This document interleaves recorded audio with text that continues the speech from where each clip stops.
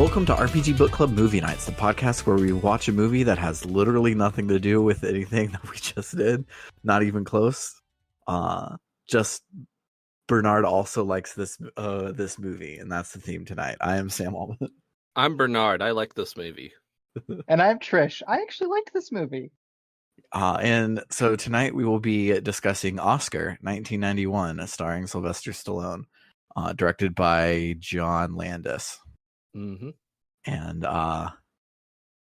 before we get to that, how was everyone's week? I started Baldur's Gate 3. So did I. It's good. It's very good. I want to get it. I honestly, knowing me, I'm not, after all we talked about with Skies of Arcadia, it's probably not a surprise that the thing that convinced me to get it was when I heard there was polyamory in the game, and I'm starting to find out it's like, I mean, kinda, but like, I feel like it could be better implemented, but whatever. It's still a really good game. Mm-hmm. I started it just now, and I haven't encountered any polyamory or monogamy because so far I've met 2 party members. One of them's an asshole. The other one dislikes the asshole, but not because the asshole's an asshole. She dislikes the asshole because she's racist. So I don't like either of them. So I'm gonna tell you, the one that you're calling racist, I am unsure if I would actually use that label with her, but she is a character I quite enjoy. Her name is Shadowheart. Mm-hmm. I adore her. To be fair, I think it's less of a racist thing and more just I think the thing is, remember, this is fucking Forgotten Realms D&D. This is that D&D, and so it seems more like Gith culture is just like this, and this person who we've interacted with is just representative of her culture because this is Forgotten Realms, and that's how that's how that setting is. Mm-hmm. Yeah, But my only counterpoint to that is you can write stories where people aren't racist by their culture. It's possible to do it. It's true. I wish that wasn't there, but then again, that literally so many characters in this game are just like that and are otherwise very likable and cool characters. And it's just like, I guess we're supposed to take from this that, hey, it's D&D. It's okay to be, do the, elves hate dwarves thing. Yeah. Yeah, fantasy racism it's not a subject I'm qualified to speak on. No. I'm not an elf. Me neither. The only fantasy racism I will support, and I'm carrying the flag because Maddie is no longer on the podcast, but fuck elves. Just agreed. Can I 100% fuck elves. Elves suck. Yeah. Don't like them. My thing is the moral superiority thing they have going on. Looking at you, space elves, aka Vulcans. Yes. I love when we were playing Rogue Galaxy. There's a character who's a space elf who we were all like falling in love, and it was awesome. And then she like took off her hat or whatever, and Maddie saw the ears. It was like, God damn it, it's a space elf. That is. I don't extend my hatred of elves to like every elvish character. It's elfiness, that indescribable elfiness that I'm not a fan of. Yes. But besides Baldur's Gate 3, did anyone else do anything exciting this week?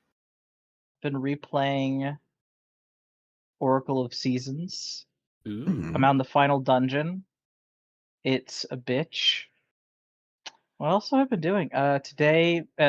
Yesterday was 1 month since I landed here in Massachusetts. Nice. I didn't even realize that until today. I missed the actual anniversary date itself. And today we all went to, the whole household went to go to a Asian supermarket.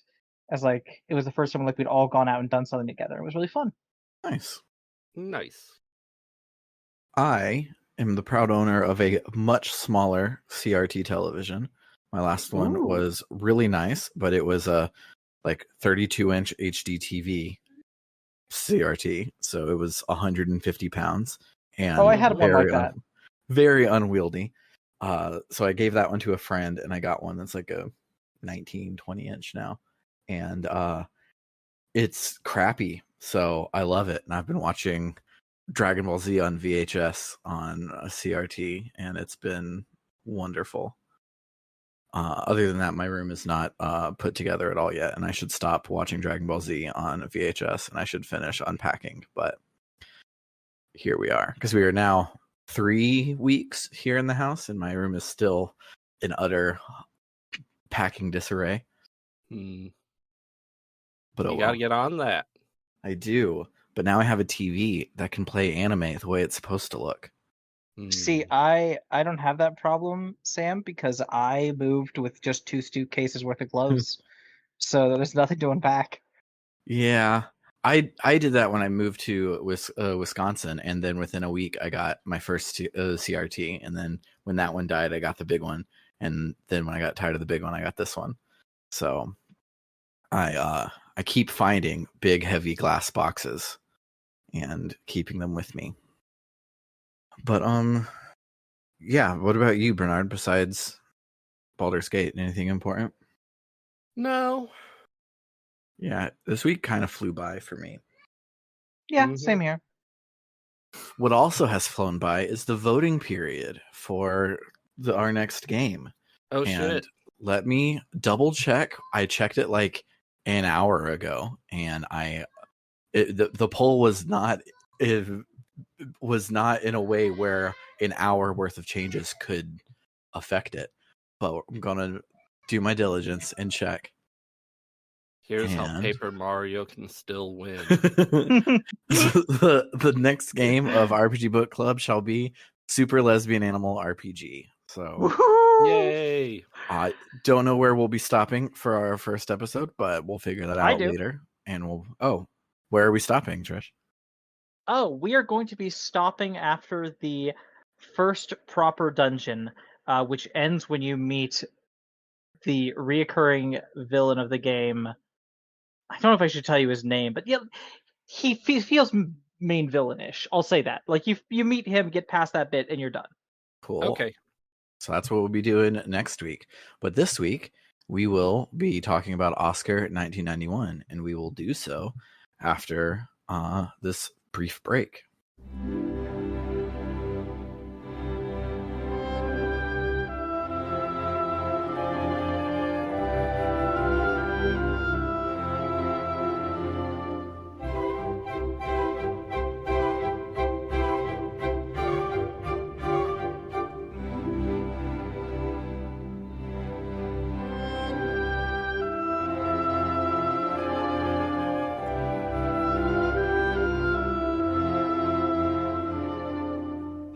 So before we talk about Oscar, I have to talk about a certain phenomenon which our younger viewers may or may not be familiar with. Back in the days of VHS tapes, every household with a VCR possessed at least one VHS tape of unknown provenance, which contained a movie no one had ever heard of and no one cared about, except for the kids of that family who watched it a lot. Yes. Shout outs to Willie the Sparrow. You're a real one. I've never heard of that. Surf ninjas. See what I surf mean? Ninjas. So yeah, for my family, you can have more than one, but for my family, the tape I remember that we had was Oscar, a movie that I've never mentioned it to someone and they know what it is. It was a huge flop. It has a 12% critic score on Rotten Tomatoes. That's criminal, I'm going to be honest. That's more criminal than the main character of this movie. So yeah, that is my history with this movie. I have made several people watch it throughout my life, and they've always been like, yeah, it's pretty good. So I don't know what the critics were thinking back in 1991. I'm gonna take a wild guess and say, because this came out in 1991 and this is a farce, like a classic farce, it doesn't. I have a feeling it might be just a genre mishmash, a mismatch with a lot of critics at the time. Yeah. I don't know. I'm not too dialed in to what film criticism was like the year I was born. But I do know that, for instance, in the aughts, people weren't able to like JRP. Or in the late aughts and early teens, people weren't able to like JRPGs. So I know this sort of genre thing can happen. So maybe that is what happened. But I think we can get started. The year 1931. The city, New York. The weather, rain. A fancy Depression-era car parks and a sharply dressed gangster played by none other than Sylvester Stallone steps out. This is Angelo Snaps Provolone, our hero for the next 109 minutes. Snaps has been called to see his dying father, who is played by none other than Kirk Douglas. Snaps asks if there's anything he can do. His father says Snaps has brought shame to the family with his gangster ways. He asks Snaps to promise to give up crime and live an honest life. Snaps reluctantly agrees, and his father dies peacefully. Then his father wakes up and slaps Snaps so he won't forget and dies peacefully again. We have a really weird opening credits sequence. So weird. I loved it. Where a stop motion guy sings some Italian opera for us. And I get the feeling John Landis just like knew someone who did a stop motion animation studio and was like, hey, why not? Anyway, it's now 1 month later at the beautiful Provolone estate. The day Snaps officially goes straight and becomes a banker. We see his lackeys playing cards in the kitchen. Chief lackey turned butler, Aldo, chews them out for slacking off on the big day. The bankers will be here to cinch the deal at noon, and they've got to get ready, and prom's tomorrow.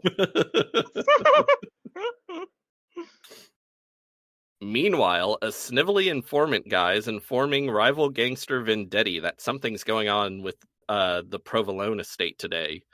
Vendetti thinks Snaps is going to hook up with O'Banion's mob, whoever they are.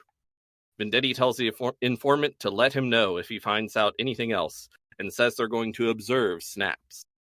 Meanwhile, a couple of cops are staking out the Provolone estate, spying on it from the building across the street. Apparently, there's a big cop named Toomey who has it out for Snaps and is convinced he's been up to something. But, as one cop says, Snaps hasn't so much as spit on the sidewalk in 3 weeks. Toomey, played by none other than Kurtwood Smith, calls and says he's heard Snaps is hooking up with the O'Banion mob today, and we see the same informant bid him farewell. Then, a young man who is somehow both handsome and a dweeb rings the doorbell.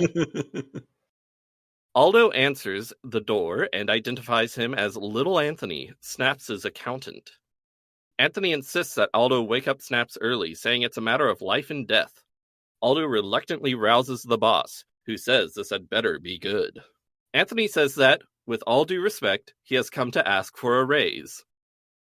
Snaps is not amused, but Anthony says love makes one do strange things. Snaps asks who he's in love with. Anthony says she's a fine young lady from a wealthy family, and he's going to propose to her.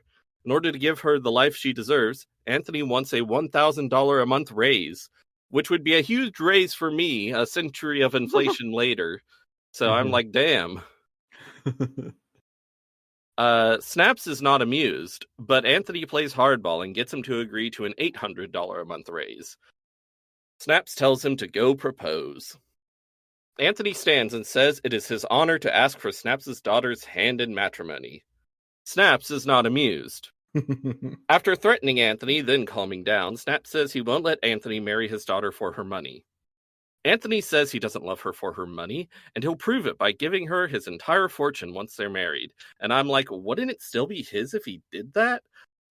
Considering how money worked at the time, where basically women couldn't have bank accounts, yeah. Absolutely. It would. Anyway, Snaps asks how much a Goomba like Anthony could have anyway. $48,642.30. Snaps asks how Anthony saved that much money on his old salary. And Anthony's like, I stole it from you. Snaps is not amused. Anthony gives a long explanation about how he cooked the books on Snaps' bootlegging operation to move money into his pocket. Anthony manages to somehow convince Snaps that he did all this just because he loves his daughter. Snaps asks if she loves Anthony too. Anthony says yes, she's given me proof. Specifically, she had sex with me. Snaps is not amused. He says he's going to speak with his daughter. Anthony says he'll take a walk while they're talking. Snaps heads upstairs and is stopped by a maid who asks to speak with him. He says no and continues to his daughter's room. We see Snaps' daughter, Lisa, played by none other than Academy Award winner Marissa Tomei. She's smoking at 9 a.m., but quickly stashes a cigarette away when her father knocks on her door. She lets him in, and he says he knows all about her little boyfriend, or should he say, lover. Lisa is shocked and asks how she found out. Snaps says the guy was just here asking to marry her. Lisa is overjoyed. She says she thought he had left her for good. Snaps says she's going to marry the man he picked out for her, Bruce Underwood III. She says she doesn't want to marry Bruce, and she feels stifled in this house, and she wants to see the world and have adventures, and Snaps is like, do whatever you want, just don't leave this room. Lisa screams and cries as Snaps leaves. As soon as the door closes, she stops screaming and starts scheming. Aldo tells Snaps the Finucci brothers, played by none other than Harry Shearer and some other guy, have arrived. They're a pair of very Italian tailors who are here to make Snaps look like a proper banker. Which, maybe I don't have an eye for 1930s fashion, but his post-bankerification outfit looks the same to me as his pre-bankerification suits. I would agree, but I would also say that in general, some people have an ability to look at like a fancy suit and a not fancy suit and be like, this one clearly was like maybe $100 and this one was $10,000. And I look at them and I just see two different suits. Yeah. And that look basically the same. There's also that's not important throwaway gag that they make suits for gangsters when with a identity thing later. So that was very fun. It probably is the exact same thing, and it's probably there for subtle laughs. This movie has a lot of subtle laughs, which were not a thing in 1991, and a lot of not subtle laughs. Very true. Yes. The Finuccis tell Snaps that this is their last house call because now they're famous. They show him a newspaper article about a mob killing, and the guy in the gruesome photo is wearing a Finucci suit. Snaps is like, okay. They start measuring Snaps for the suit in the library for some reason. Nora, the maid from before, is in Lisa's room comforting her. Lisa says marrying her boyfriend was her one chance to get out of this prison, but her father won't have it. Nora says she once saw a play where a girl told her parents she was pregnant, so they had to let her marry her boyfriend. Lisa likes the scheme. Nora runs in and interrupts Snaps' fitting and tells him Lisa needs to speak with him. She says it's a matter of life and death. Snaps goes to Lisa's room and she tells him she's decided to go to a convent to have her baby. Snaps is not amused. He says she's not going to any convent. She's going to marry this boyfriend of hers after Snaps breaks his legs. Snaps returns to his fitting, but is immediately interrupted by Aldo, who says a dame is at the door, saying she has to speak with him on a matter of life and death. Snaps meets the young woman, named Teresa, and takes her to his office. She says she's done a stupid thing. She's fallen in love with a man named Anthony Rosano. Snaps says Anthony is already spoken for, and was already here asking for his daughter's hand. Teresa explains that she had told Anthony that she was Snaps' daughter, so when Anthony asked to marry his daughter, he actually was talking about her. Snaps is thrilled to hear Anthony has never met his actual daughter, and then it's like, wait, what the fuck, then who's the father? Then he asks Teresa why she told this weird lie. She says she wanted Anthony to think she came from a wealthy family, and when they met, she had just seen Snaps' name in the paper. She didn't know at the time he was a gangster. She never told Anthony the truth because he liked the idea that she was Snaps' daughter, and she hadn't realized he worked for him. But now she doesn't want Anthony to find out the truth from anyone else. Snaps ponders this, trying to figure out what to do to get his grandchild a father and get his 50 grand back. He promises to not tell Anthony the truth, as long as Teresa doesn't leave the office. He steps out into the hallway and tells a lackey to watch the office and make sure his daughter doesn't come out. The lackey's like, "But I've been here the whole time. How did she get out of her bedroom?" Snaps is like, "Not Lisa, Teresa," and walks off. The lackey did not realize the boss had 2 daughters. Snaps goes to Aldo and tells him to find Anthony and stash him somewhere, but not his office. As Snaps heads back to the fitting, Nora stops him and asks to speak with him again. He says not now and steps into the library, but is immediately called away by his wife, Sophia, returning home. She's furious about the chauffeur and asks why Snaps had to fire Oscar, who was a better chauffeur. Snaps says to forget Oscar, they've got bigger problems. Sophia bursts into Lisa's room and hugs her, both of them crying. She asks who did this to her. Lisa says Daddy knows already. Snaps says, "Better to hear it from your own daughter's lips." Lisa says, "It's Oscar, that character we were just introduced to in passing." Snaps and Sophia are shocked. Lisa asks why Snaps is so surprised. The doorbell rings and Snaps steps away so he doesn't have to think of a lie. It's Anthony at the door. As Snaps pulls Anthony into the sitting room, Sophia calls down to Snaps from the second floor railing. Anthony is like, "You must be Mrs. Provolone. What an honor." Snaps quickly introduces him as his accountant, and Anthony adds that he's also her future son-in-law. Sophia's like, "What? You're marrying Lisa?" And Snaps says, "Not Lisa, the other one." And she's like, "What other one?" And he's like, "The other one that's not Lisa." Snaps pulls Anthony into the sitting room, leaving Sophia very confused. Snaps tells Anthony that his wife thinks Anthony's just trying to get at the Provolone fortune. Anthony asks how he can prove his good intentions. Snaps says, "Just give Lisa the 50 grand before they're married." And Anthony's like, "You mean Teresa?" And Snaps is like, "Yeah, I'm always getting these kids mixed up." Anthony says he didn't put the money in a bank, but converted it to precious stones. He'll go get them right away. Snaps heads to the kitchen and asks Aldo to find Oscar. But it turns out Oscar joined the army and was shipped abroad. I usually in a story when it's like, oh, I converted the money into precious stones. It's the money's in diamonds or something like. I just go, okay, yeah, sure, okay, let's symbolism or just having a nice plot MacGuffin that's easier than a wad of cash or something. I get it, but considering this movie literally takes place in the middle of the Great Depression, that's probably a really safe and smart idea. Yeah. I think Anthony actually says, like, "I didn't put it in a bank, you know what shape they're in." Yeah, exactly. So Aldo explains that Oscar was dating some girl, never said who, but broke up with her because her father was such a pain in the ass. Snaps is not amused, and leaves for his fitting. Nora stops Snaps again and insists on speaking to him. She says she's leaving to marry Bruce Underwood.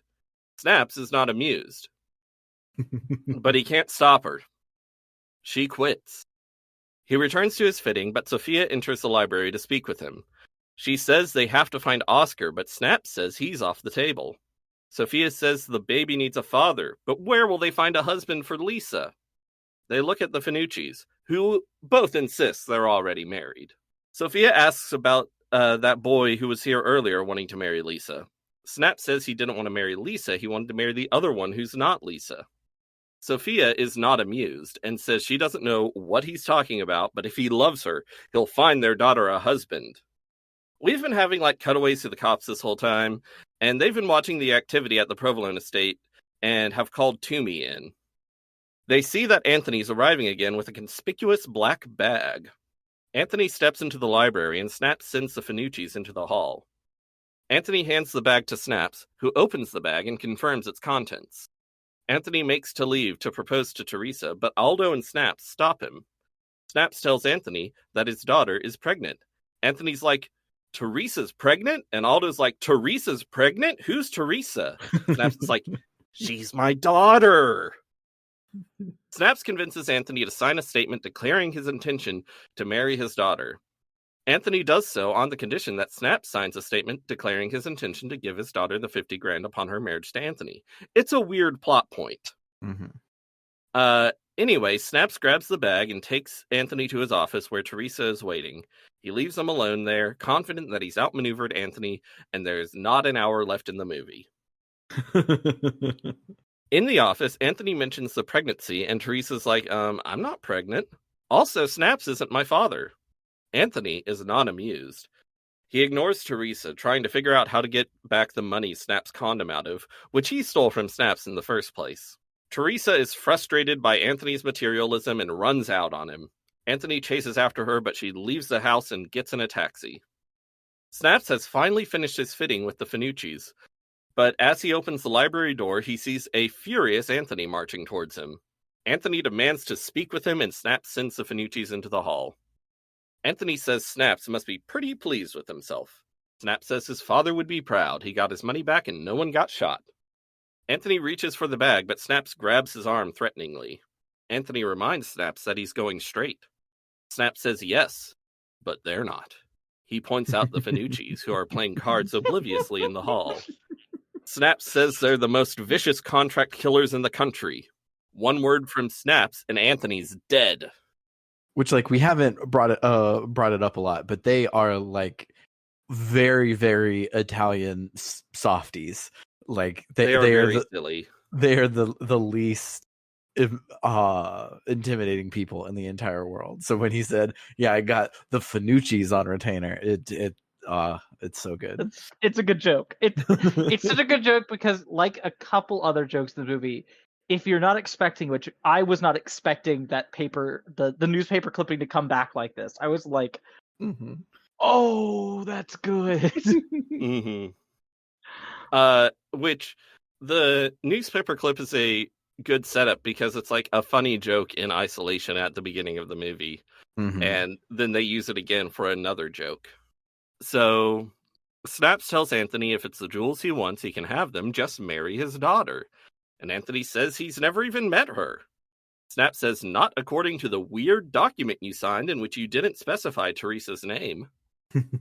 Under threat of the Finucci's, Anthony reluctantly and tentatively agrees to marry Lisa. Snaps takes the bag and says he's going to get Anthony's fiancée. It's about time they met. While Anthony waits for Snaps to return, the Finucci's approach him and ask him to tell Mr. Provolone that they're in a hurry. They've got to do another guy at 11. The Finucci's talk about their business with unintentional word choices which make it sound like they're talking about killing dudes, and they even show him the newspaper article we were talking about the mob killing. They say maybe someday they'll do Anthony too, and when they're through with him, no one's going to recognize him. Snaps and Sophia arrive at the library with a disgruntled Lisa in tow. She coldly introduces herself to Anthony. Sophia says they should leave the lovebirds alone. Lisa and Anthony immediately do the opposite of whatever hitting it off is, and Anthony storms into the foyer. The doorbell rings and Aldo answers it. The man at the door is Dr. Thornton Poole, played by none other than Tim Curry. I once heard someone say that you can tell a lot about a person by what they know Tim Curry from, and this is what I know Tim Curry from. Amazing. I don't know what that says about me. I know Tim Curry as the original voice of the animated Joker for the first episode of Batman the Animated Series. That says a lot about me. Yeah. I was gonna say, I think my answer is also an animated one, as him being the voice of the villain in Scooby-Doo and the Witch's Ghost. Okay, so none of us is like Rocky Horror Picture Show or It. Okay, I saw that in high school for the first time, so that I already knew who Tim Curry was. Yeah. Same with Clue. Which, by the way, this movie gives me so much Clue vibes. Which, again, they're both farces. They're both very same genre of comedy, which is why. But, like, if a movie is reminding me of Clue, that's a good sign. And also, Tim Curry is there. Tim Curry is there and very funny. Tim Curry being there is always a good thing for a movie. So Dr. Poole is here to give Snaps his elocution lessons and rid him of his gangster accent. Aldo directs Dr. Poole and Anthony to to sit in the sitting room, and Dr. Poole corrects Aldo's grammar. As they head to the sitting room, Dr. Poole correctly identifies Anthony's accent as being from Middlesex County in New Jersey, which is incredibly impressive considering Anthony has not spoken in Dr. Poole's presence yet. Right. It took me a lot of watches to notice that. But eventually awesome. I did, and I was like, what the fuck? That's so good. As Anthony and Dr. Poole talk, Anthony realizes Dr. Poole is still single and starts hatching a far-fetched scheme. Anthony heads to Lisa and tells her they don't have to marry each other. He's found someone else for her, someone who's handsome and intelligent and worships the ground she walks upon, Dr. Poole. Lisa is amused by this silly idea. And then she's like, he's old enough to be my father. Anthony says more importantly, he's old enough to be her baby's father. Anthony uses his smooth-talking ways to convince Lisa that Dr. Poole is deeply in love with her, but has been unable to say anything. Lisa's romantic heart can't help but be moved. Anthony leaves to fetch Snaps. Meanwhile, the frustrated Finucci's are getting ready to leave the house. Snaps, bag in hand, arrives in the atrium with Anthony and says the guy's been telling him that now she's in love with Dr. Poole. Snaps insists on Lisa marrying Anthony, and Lisa starts screaming and crying, and Snaps is like, fine, whatever, you can marry Poole, just cross the finish line on this one. Anthony and Snaps return to the library, where Anthony asks to have back the weird document he signed.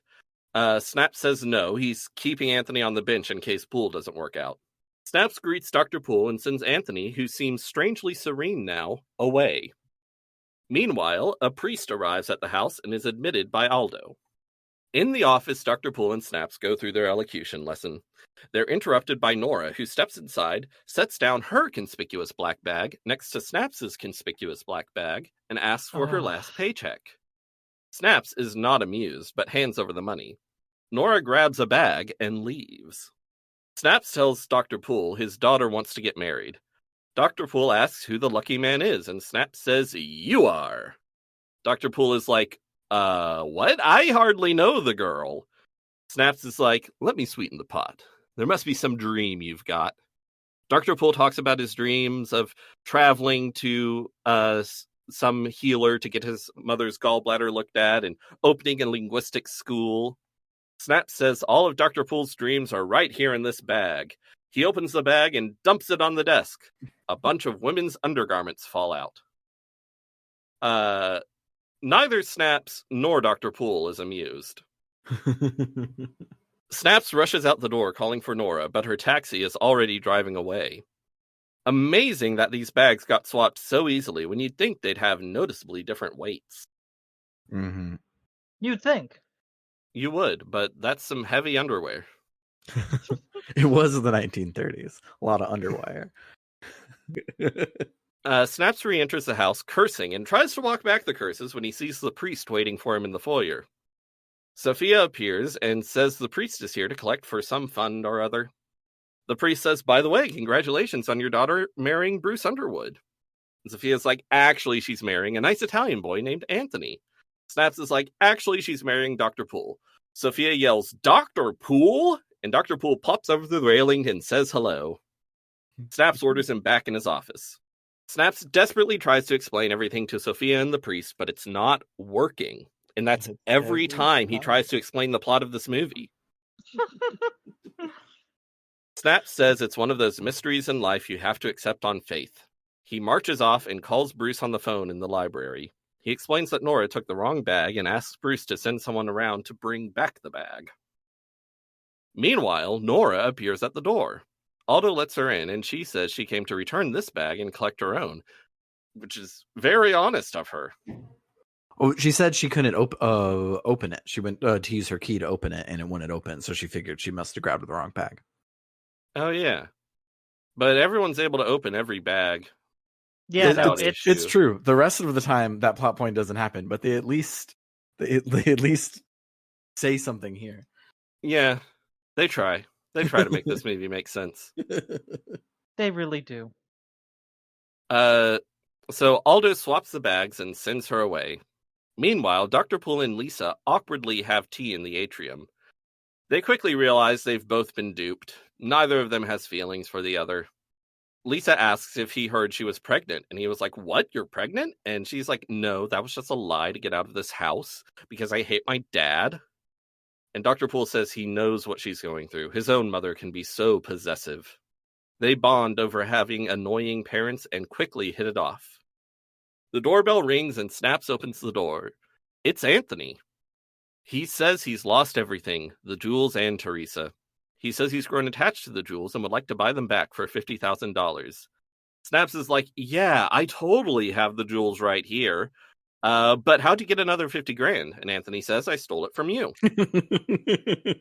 Snaps is not amused. Anthony explains how he stole the money again and says he'll give it back in exchange for the jewels and the weird document he signed.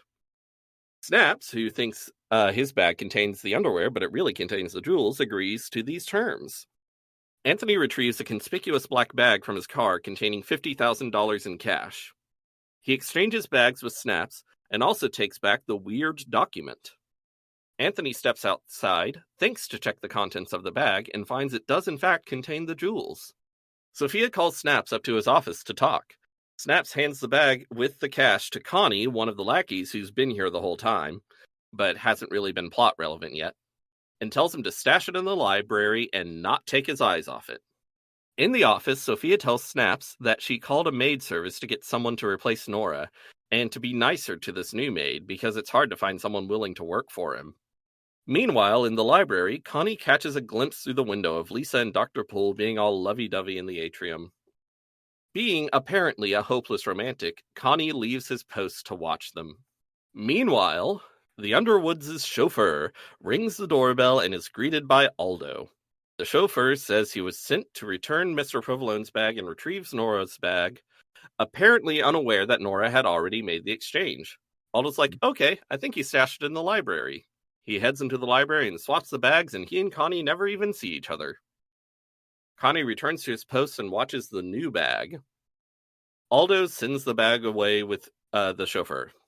Yeah, Aldo sends the money bag away with Yes. the chauffeur. There's And lots of bags. Nora's clothes bag is currently the one that Connie is watching. Yes. I, at some point, just was like, you know what? I'm going to stop trying to keep track of these bags. I'm just going to let the movie do what it wants with them, and I'm not going to question it. Snaps steps into the atrium and calls Dr. Poole into the library, startling him and Lisa out of their romantic reverie. In the library, Snaps tells Dr. Poole that his offer to have him marry Lisa still stands. Dr. Poole is like, "The offer of a bag of underwear?" Snaps is like, "No, forget that. The offer is all this money." He opens the bag and underwear falls out. Snaps sits down and starts banging his head on the table. After banging his head on the table a bit, Snaps asks Dr. Poole to step into the atrium while he talks with Connie. Dr. Poole leaves and Snaps asks how the 50 grand in that bag turned into underwear if Connie was watching it. Connie says maybe it was a miracle. Dr. Poole runs up to Lisa and says, "Let's get out of this madhouse." She's like, "Whatever you say, baby." They run off. The doorbell rings and Aldo answers it to find Teresa. Aldo enters the library and gives Snaps the news. Snaps says he's busy looking for a black bag like this one. And Aldo's like, "Don't worry about that. I swapped the bags for you." Snaps is like, "And was Connie here?" And Aldo's like, "No, I didn't see him." Snaps is not amused, but he just sends them away. While Snaps makes another call to Underwood, Aldo and Connie tell Teresa to meet Snaps in the library. Meanwhile, Anthony drives back up outside the house and grabs a bag out of his car. He rings the doorbell, and Aldo greets him as the man who started it all.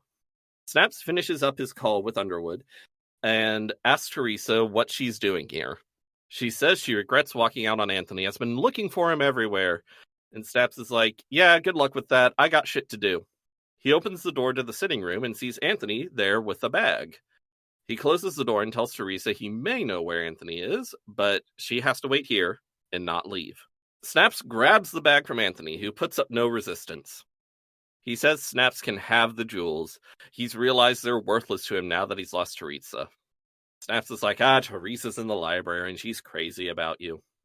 Anthony and Teresa reunite and are in love and they kiss and everything's great. The doorbell rings. It's the new maid, a woman named Roxanne. As she and Snaps talk, Snaps realizes he remembers her from his early days as a gangster. She was his first love.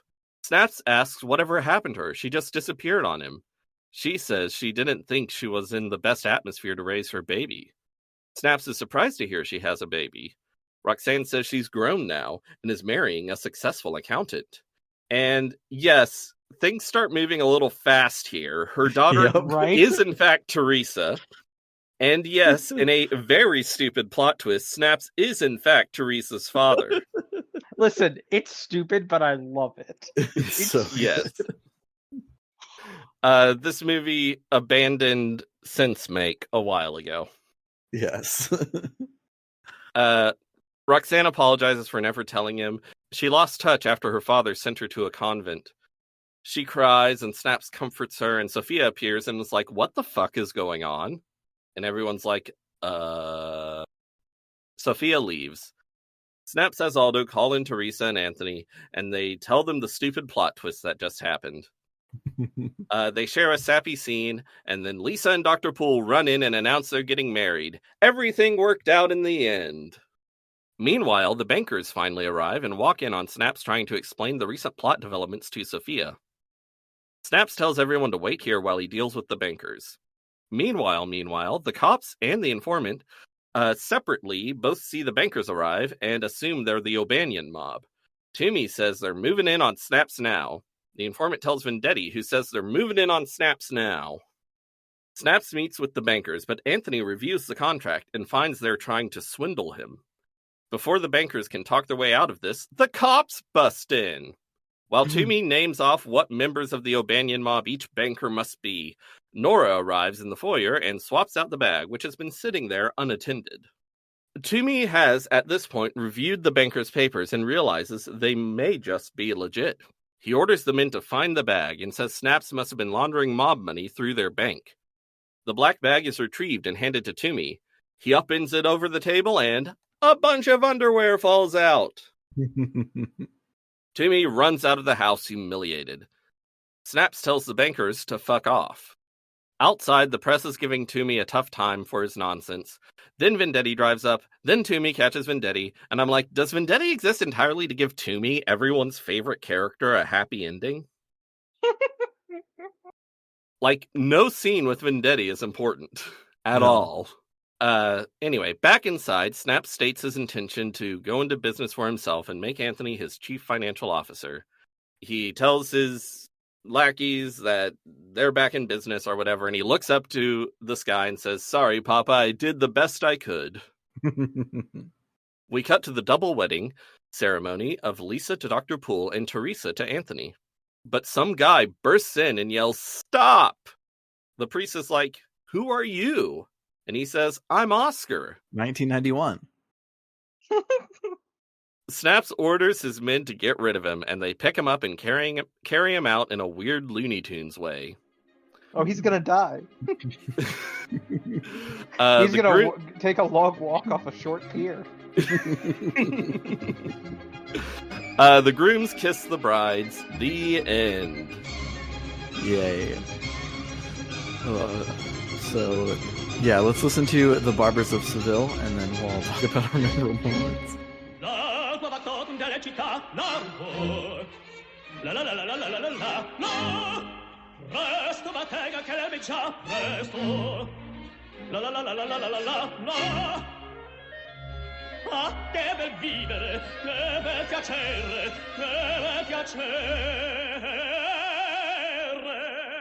per un barbiere di qualità It's actually a new because I have the Wikipedia up and I've been reading the whole time. It was a new score composed by Elmer Bernstein that was based around the Barber of Seville, and he incorporates it all throughout, but like as motifs in much longer like film pieces. Interesting. Neat. Yeah. Film scoring is an art that rarely gets the attention it deserves. So much hard work is put into that. Mm-hmm. I remember way back in the day, I don't remember what it was, but it was some like behind the scenes thing, and it was about this guy that was scoring films, and I remember the like recording day. They are playing everything, and the scene plays out, and she's like, "But no, I love him." And then like the music swells, and everyone's like, "We got it!" And it's like a whole note. It's like just like a chord, but it was like the perfect chord, and everyone was so excited for it. I'm like, yeah, I could. The way that everyone is reacting to this means I could never at all do this job. I do not understand what is going on, and everyone is so excited that they got the perfect whole note. Anyway, did y'all like this movie? I did. This movie. This is one of my favorite styles of movie. The just constant jokes, like the birdhouse is the same vibe, and I love the birdhouse. And at the end, when the credits were rolling and it showed that it was originally a play, this movie is such a play. The suitcase prop is 100% a big, easily readable thing for the audience to notice. Oh, hey, a new person's carrying in the bag. Oh no, they swapped the bags, etc., etc. It's I would love to see not the original, because the original's in French, but if someone did a play version of this movie, like set in the Depression era, not in the 1950s in France, if they made a play of this one, I would go and watch this play.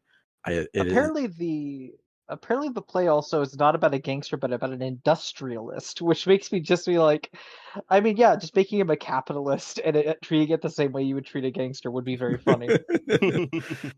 Because really, what is the difference? True. Mm-hmm. I remember at some point, I saw this like weird interview thing with some comedian, I forget who. And the interview was about the worst films the comedian had ever seen. And it was just full of bad opinions and stuff. But he pointed out Oscar as one of the worst films he ever saw. And he said one thing that was so bad about it was that it was a musical and Sylvester Stallone sang. What? No, that's a different movie. Yeah. It turns out, I guess he was conflating this with another movie, which I haven't seen, but he talks about how he's like a gangster and stuff. So he definitely has some notion of Oscar in his brain.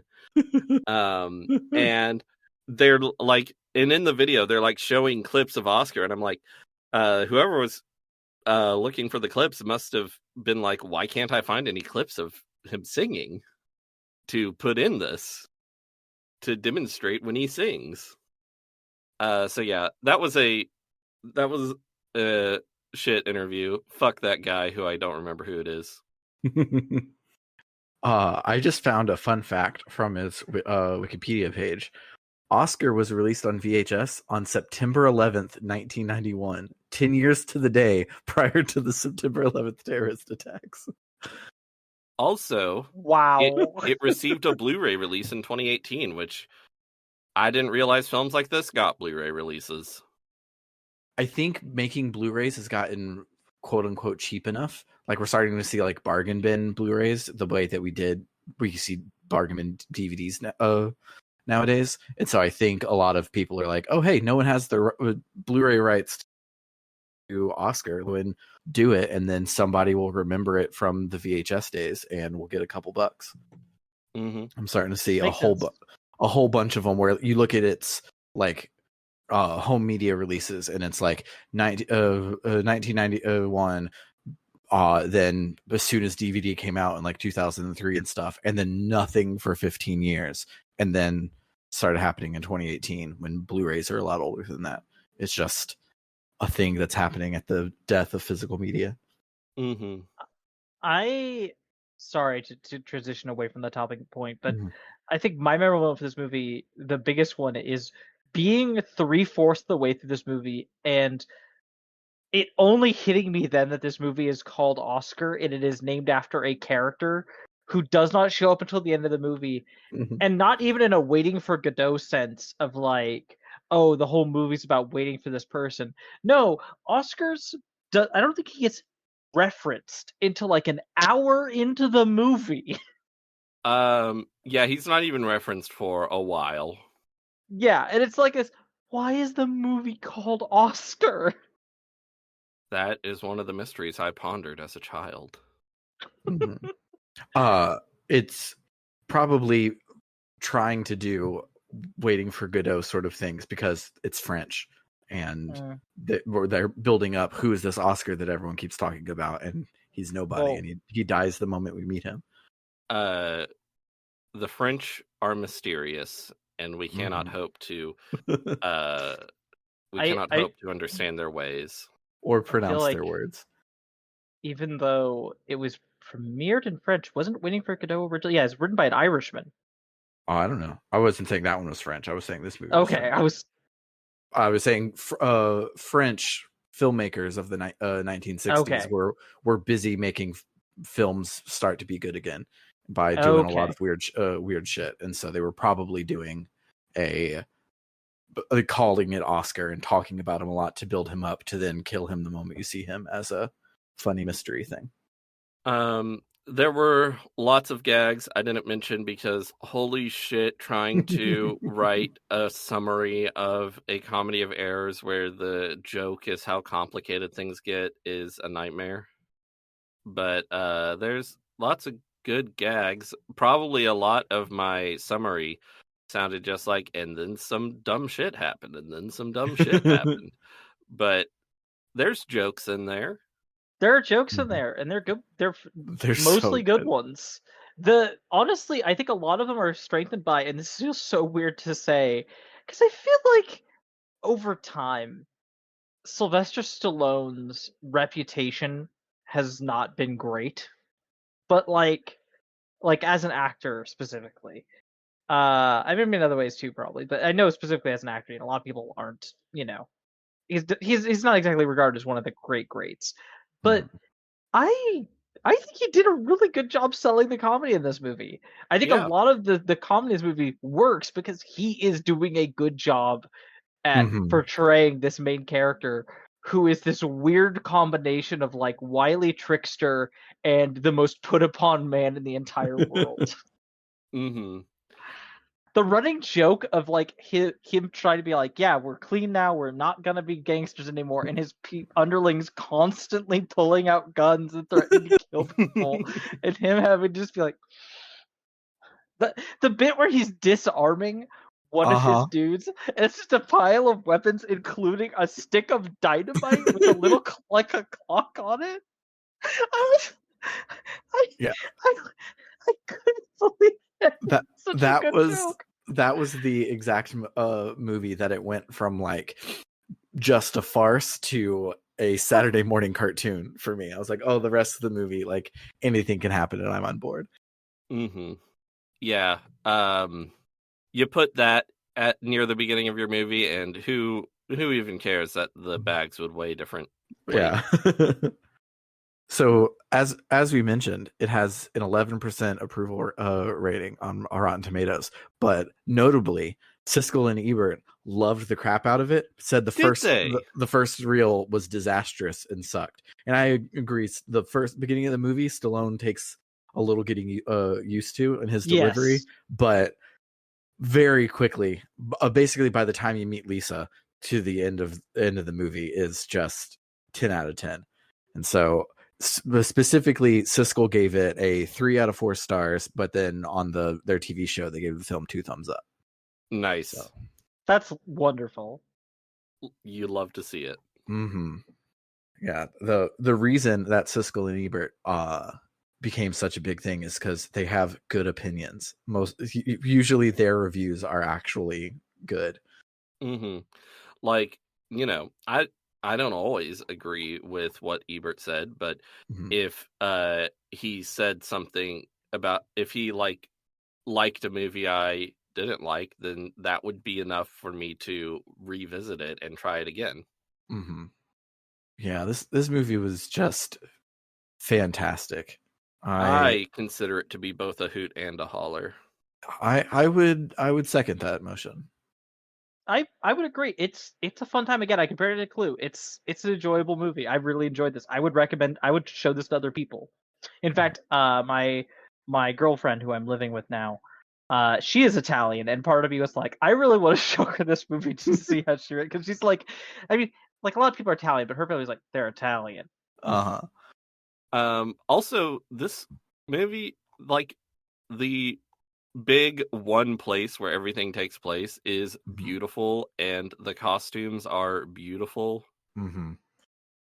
Yeah, movie has some good production design. Yeah, when I was watching it, I was like, man, I would love if they made a new one of this. I don't know who I would cast anything, but the thing that would suck is that it wouldn't get this budget. There's no way you would get Academy Award winner Marissa Tomei and Sylvester Stallone in a big budget farce comedy these days. Like the only way this would have this kind of production value is if it had unknowns in every single role, or it would have big budget, big names in like a couple of bucks straight to Netflix sort of thing.